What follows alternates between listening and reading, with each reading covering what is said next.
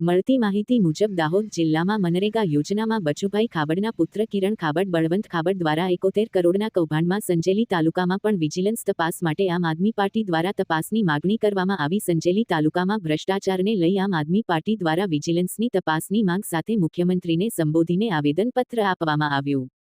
ટ્રાઇબલની ગ્રાન્ટના લાખો કરોડોના વિકાસના કાગળ પર કામ કરી નરેગામાં કૌભાંડનો પર્દાફાશ કરવા આમ આદમી પાર્ટીએ બાયો ચડાવી। જો 7 દિવસમાં તપાસ અને કાર્યવાહી કરવામાં નહીં આવે તો આંદોલનની ચીમકી ઉચ્ચારવામાં આવી હતી।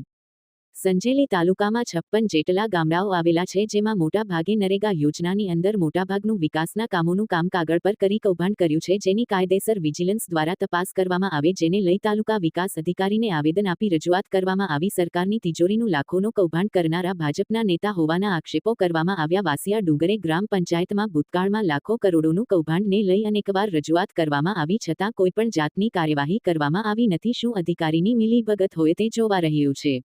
રિપોર્ટર કપિલ બારિયા, સંજેલી। ડબલ ગણું કૌભાંડ બહાર આવે એમ છે। ભારતીય જનતા પાર્ટીએ ગાંવ ચલો અભિયાન ચલાવીને ગામડે ગામડે ઘર ઘર સુધી એમના કાર્યકર્તાઓ પહોંચીને ઘર ઘર સુધી એમને ભ્રષ્ટાચાર કરેલો છે। અત્યારે તમે જ્યાં જુઓ ત્યાં સ્ટોન બંધ હોય, કેટલ શેડ હોય, કૂવા હોય, રોડ રસ્તા હોય, તો દરેક જગ્યાએ સ્થળ પર કામ જોવા મળતું નથી। નર્યો ભ્રષ્ટાચાર જ જોવા મળે છે।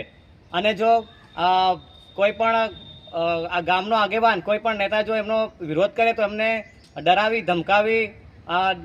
ધમકાવીને ધમકીઓ આપવામાં આવે છે।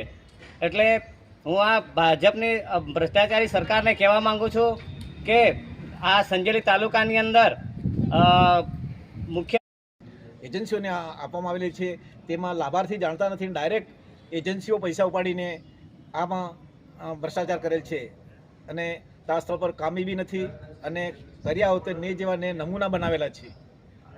આ બાબતે પણ સઘન ઊંડી તપાસ થઈ અને કાયદેસરની કાર્યવાહી થવા આપ સાહેબને અમારી નમ્ર અરજ છે।